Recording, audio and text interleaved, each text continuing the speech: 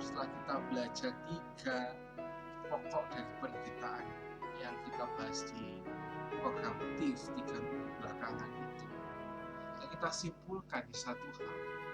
Ini dari pertanyaan yang berjudul, mengapa Tuhan membiarkan orang yang tidak bersalah itu menderita? Banyak orang malah menafsirkan pertanyaan ini sebagai, kenapa sih Tuhan membiarkan orang baik itu menderita? Padahal orang baik cuma satu yang betul-betul baik, Tuhan Yesus menderita. Menderita untuk apa? Untuk menebus hidup kita. Tapi sebenarnya inilah pertanyaan yang seharusnya kita tanyakan.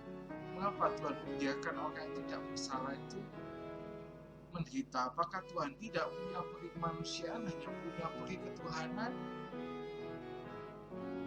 Apakah gitu? Kita sekarang bahas di Truth is Fun.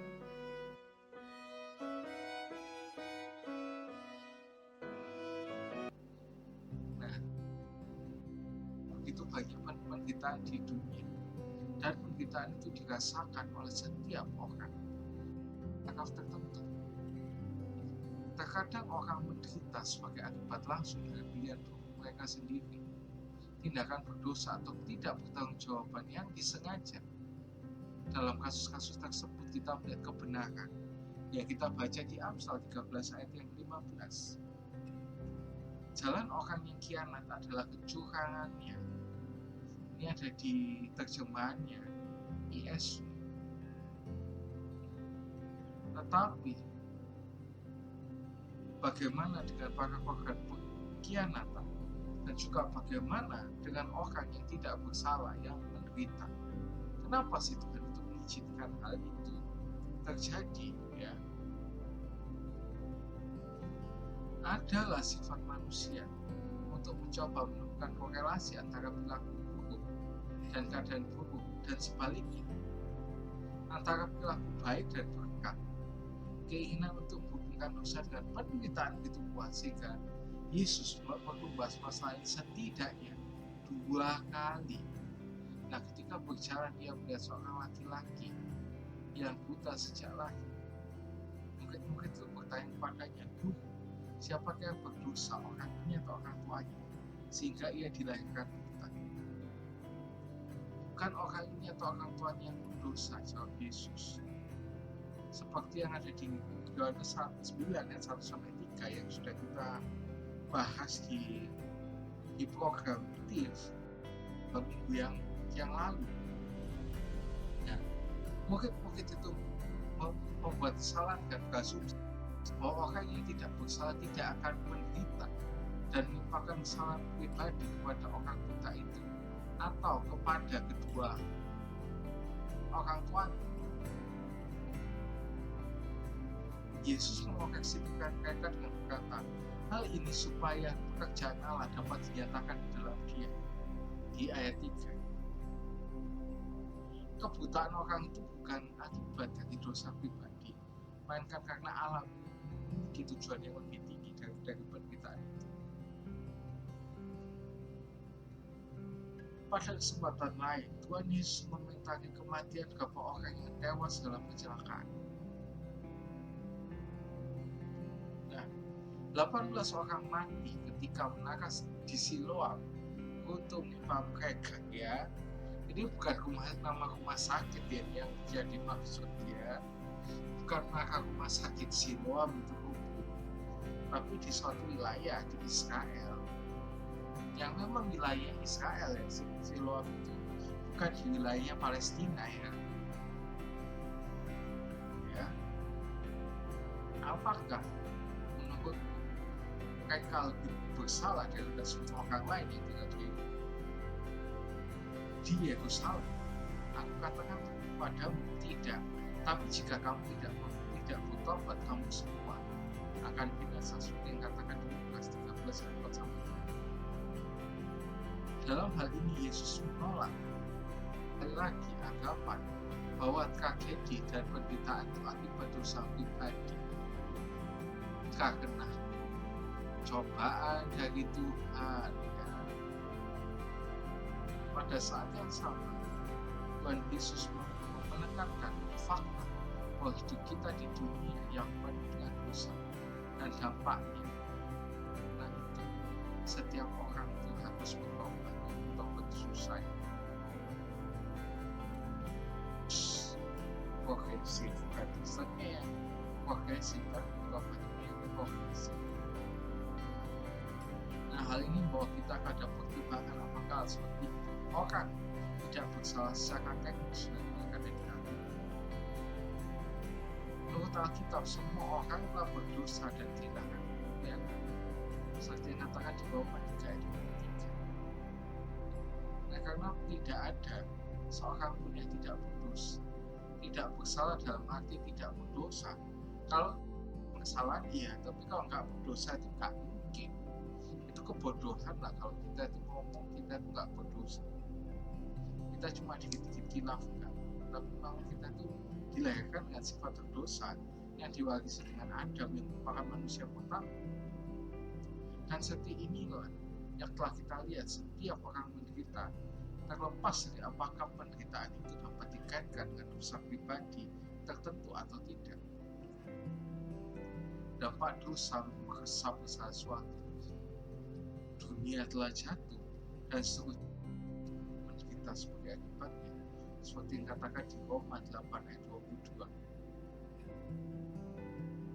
Yang paling memilukan adalah penderitaan seorang anak. Anak-anak adalah pribadi yang mendekati kepolosan yang pernah kita lihat di dunia ini, dan penderitaan mereka itu sungguh tragis. Terkadang anak-anak yang tidak bersalah menderita karena dosa orang lain, seperti pengabaian, pelecehan, mengemudi, ditabrak pengemudi yang mabuk, dan lain-lain. Dalam kasus tersebut kita dapat dengan pasti mengatakan bahwa penderitaan itu akibat dari dosa pribadi, bukan dosa mereka. Dan kita belajar bahwa dosa itu selalu menghakimi orang lain di sekitar kita. Di lain waktu anak-anak itu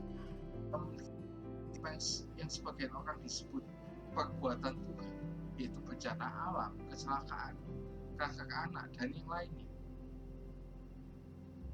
Bahkan dari kasus-kasus tersebut, kita dapat mengatakan bahwa penderitaan itu adalah akibat dari dosa.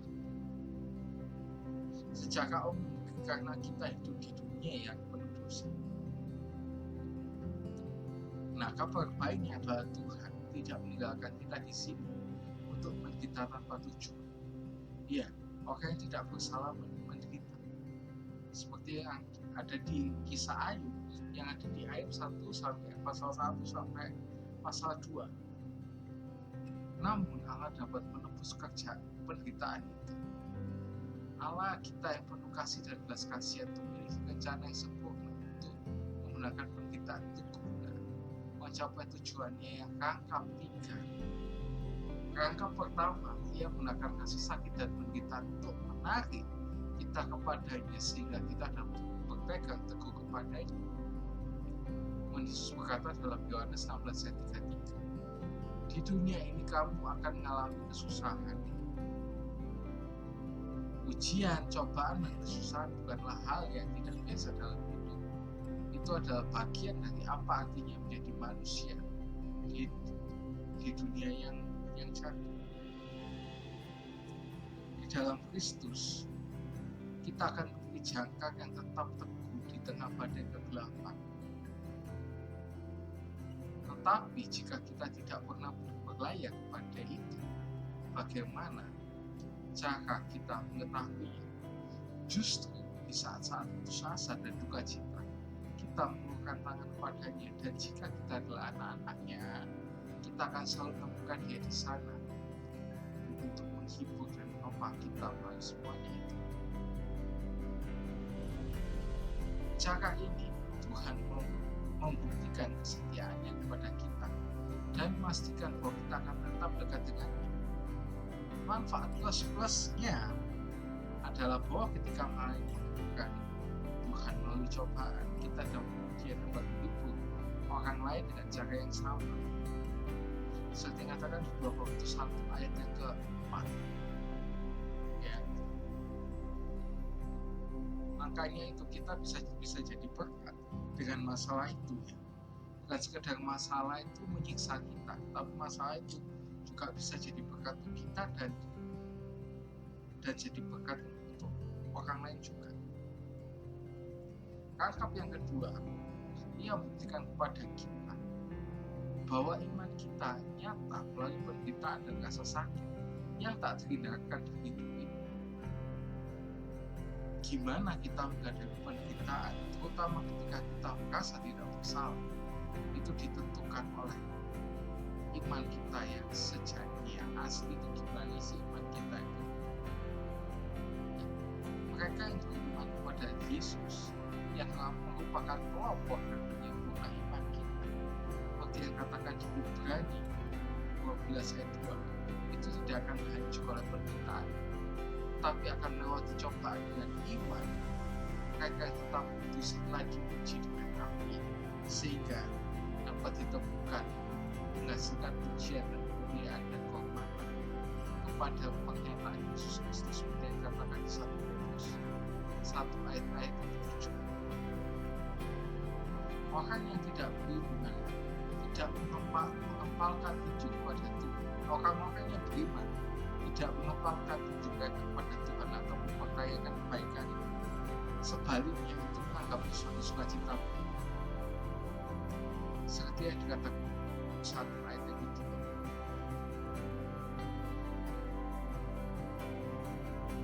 Mengetahui bahwa cobaan itu membuktikan bahwa benar-benar mereka adalah anak-anak Allah. Maka itu di Yakobus 1 ayat 12 itu dikatakan, berbahagialah orang yang bertahan dalam pencobaan, karena setelah melewati ujian atau melewati pencobaan, orang itu akan menerima mahkota kehidupan yang telah dijanjikan Tuhan kepada orang yang kasih Dia. Tapi jangan cuma kita melakukan firman ini karena pilih mahkotanya ya. Jangan ya, jangan. Tapi karena memang kita itu karena mengasihi Tuhan.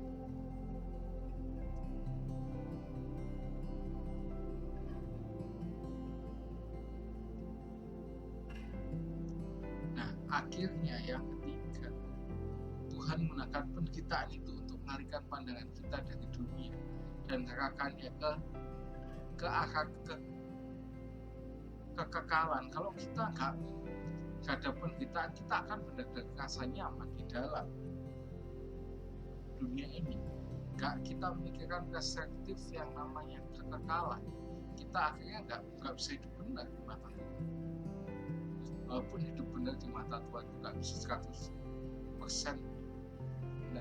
Nah, kita terus jadi kita itu tidak terperangkap dalam hal-hal duniawi, tapi untuk menantikan dunia yang akan datang. Tidak bersalah kita di dunia ini, tapi dunia dan seluruhnya itu akan lenyap. Kerajaan Allah yang kekal, yang masih akan ada. Tuhan Yesus berkata dalam Yohanes 18 ayat 36, kerajaanku bukan dari dunia ini. Dan mereka yang mengikuti Dia tidak akan melihat hal buruk dalam hidup ini, baik atau buruk sebagai akhir dari cerita. Bahkan penderitaan yang kita alami, betapapun mengerikannya, tidak akan sebanding dengan kemuliaan yang akan dinyatakan di dalam kita, seperti yang dikatakan di Roma 8 ayat 18. Bisa nggak sih Tuhan untuk mencegah semua penderitaan? Ya pasti tentu saja bisa dong. Tapi Dia meyakinkan kita bahwa segala suatu kerja untuk kebaikan bagi mereka yang ngasih Allah, bagi mereka yang dipanggil sesuai dengan panggilan, seperti yang katakan di Roma 8 ayat 28. Nah, penderitaan ini, bahkan penderitaan untuk orang yang tidak bersalah, adalah bagian dari segala sesuatu yang digunakan Tuhan untuk mewujudkan tujuan-tujuan baiknya. Nah, pada akhirnya rencananya sempurna, karakternya tanpa celah, dan yang mereka percaya kepadanya tidak akan kecewa ya. See you and God bless you.